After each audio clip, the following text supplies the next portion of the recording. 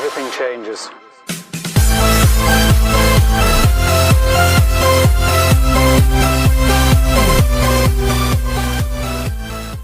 नमस्कार दोस्तों, मैं Rajdeep Singh, founder and wealth coach financial advisors, आपका स्वागत करता हूं आपके अपने चैनल पे एक बार फिर से।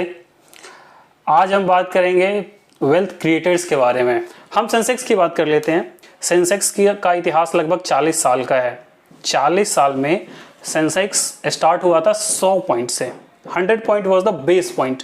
100 पॉइंट से स्टार्ट हुआ था और इन 40 साल में सेंसेक्स 100 से अभी लगभग 42,000 पे पहुंच चुका है। अब सोचिए 100 से 42,000 पहुंच गया 40 सालों में, तो ऑलमोस्ट जो एवरेज हमारी रिटर्न आती है वो 16-17% की रिटर्न आती है। यानी कि हमारे मार्केट ने इन 40 साल में कंटिन्यूअसली ओवर द पीरियड 16-17% का रिटर्न दिया है।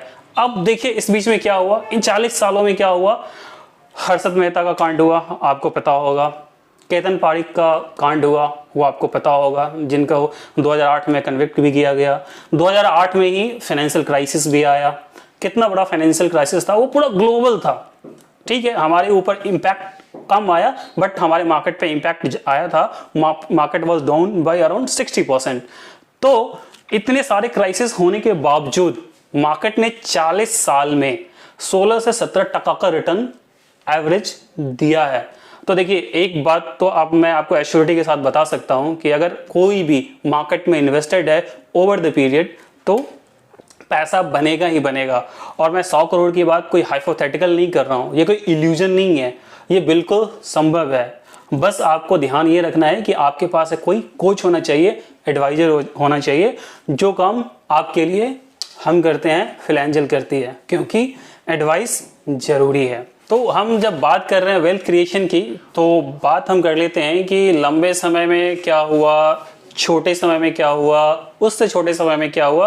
बेसिकली हम 30 साल की बात कर रहे हैं, तो 30 साल की बात हमने कर लिया है कि 30 साल में सेंसेक्स ने क्या किया।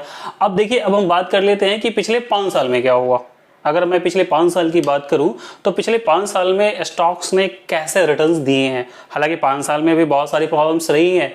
कभी LTCG आ गया, कभी LTCG हट गया, कभी टैक्सेशन कुछ आ गया, बहुत सारे रूल रेगुलेशन हो गए, कभी सेबी ने कुछ चेंजेस कर गए, तो बहुत सारे प्रॉब्लम्स आई। तो इन 5 साल में क्या हुआ वो हम बात कर लेते हैं। तो 2015 से लेके अगर 2020 तक की बात करें तो रिलायंस ने एब्सोल्यूट रिटर्न दिया है 36% का, 36% का रिटर्न दिया है।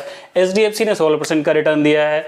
इन्फोसिस ने 16% का रिटर्न दिया है। अगर हम हिंदुस्तान यूनिलीवर की बात करें तो 19% का रिटर्न दिया है। और ये मैं रिटर्न CAGR की बात कर रहा हूं, यानी कि कंपाउंडेड हर एक साल हुआ है इस परसेंटेज से। देखिए अब हम बात कर लेते हैं कि अब हमने 5 साल की बात कर ली, ऐसा करते हैं कि उसको और थोड़ा सा छोटा कर देते हैं और हम बात कर लेते हैं कि जस्ट अभी पिछले 6 महीने में क्या हुआ। जैसे आपने देखा होगा कि इस पैंडेमिक में इट वाज इन फरवरी 2020। फरवरी 2020 में मार्केट बिल्कुल टॉप पे थी, 12,400 के आसपास थी निफ्टी।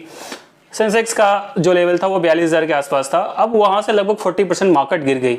मैं एक चीज आपको बता दूं कि मार्केट में अपॉर्चुनिटी 40 साल में नहीं, 10 साल में नहीं, 5 साल में नहीं, हर एक टाइम फ्रेम में होता है। आपके लिए अपॉर्चुनिटी हर एक टाइम फ्रेम में होता है। बस जरूरत होती है कि आपके पास एक अच्छा एडवाइजर होना चाहिए जो आपको बताए कि इस टाइम फ्रेम में, इस पर्टिकुलर टाइम में आपको कहां इन्वेस्ट करना है। ओके, तो बात कर लेते हैं कि अभी इन छोटे टाइम फ्रेम में क्या हुआ। जब मार्केट अभी फरवरी में गिरी थी, मार्च 2020 में मार्केट ने लो लगा लिया था 7500 के आसपास निफ्टी में।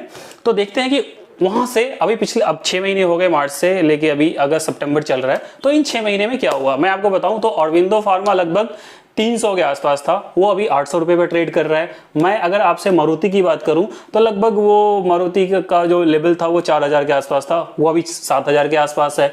अगर मैं फिर रिलायंस की बात करूं तो रिलायंस 900 के आसपास था मार्च में, अभी वो 2300 पे ट्रेड कर रहा है। आपको याद होगा कि पिछले वीडियो में हमने इसके बारे में बात की थी। ब्रिटानिया की बात करते हैं, जिसका गुड डे हम लोग बहुत खाते हैं, वो 2100 रुपए के आसपास था, अभी वो 3800 के आसपास है। तो 6 महीना में देखिए कि ऑरबिंदो फार्मा ने 180% का रिटर्न दिया, मारुति ने 70% का रिटर्न दिया, ब्रिटानिया ने 80% का रिटर्न दिया और रिलायंस ने लगभग 250% का रिटर्न दिया सिर्फ 6 महीने में। तो आप देखिए कि वेल्थ कैसे क्रिएट होता है। हम ये सिर्फ हाइपोथेटिकल बात नहीं कर रहे हैं, वेल्थ क्रिएट होता है, बस आपको एक अच्छे एडवाइजर की जरूरत होती है। अभी एक IPO आ रहा है कैम्स का, कंप्यूटर एज मैनेजमेंट सर्विसेज का, जो कि म्यूचुअल फंड का रजिस्ट्रार एंड ट्रांसफ़र का काम करती है। हिंदुस्तान में म्यूचुअल फंड का जितना भी काम होता है उसका 70% काम उन्हीं के पास है, 70%, यानी कि उनकी मोनोपोली है और वो बेहतरीन काम कर रहे हैं। टेक्नोलॉजी ड्रिवन कंपनी है और जिस कंपनी की मोनोपोली होती है उसका तो क्या कहने हैं। तो इसलिए मेरा ऐसा मानना है कि बहुत ही ज़बरदस्त मैनेजमेंट है। HDFC इसका सबसे लार्जेस्ट प्रमोटर है। सबसे बड़ी चीज़, इतना रेपुटेड रेस्पेक्टेड ग्रुप है, मैनेजमेंट बहुत अच्छा है। उसके अलावा डेट फ्री कंपनी है कैम्स, 70% मार्केट शेयर है। तो मेरे हिसाब से इसमें आप लोगों को अप्लाई ज़रूर करना चाहिए और ये आपको वेल्थ बना के देगा, वेल्थ क्रिएट करके देगा। और तो हमने सारे टाइम फ्रेम की बात कर ली कि 40 साल में भी पैसा बनता है, 6 महीने में भी बनते हैं, 5 साल में भी बनते हैं, सभी फ्रेम में पैसे बनते हैं। बस आपको ज़रूरत है कि अच्छे एडवाइज़र की, जो कि बखूबी फिलेंजल एडवाइजर्स आपके लिए करती है, क्योंकि एडवाइस ज़रूरी है। इस वीडियो को देखने के लिए, फिर से अपना प्यार देने के लिए आपका बहुत बहुत धन्यवाद।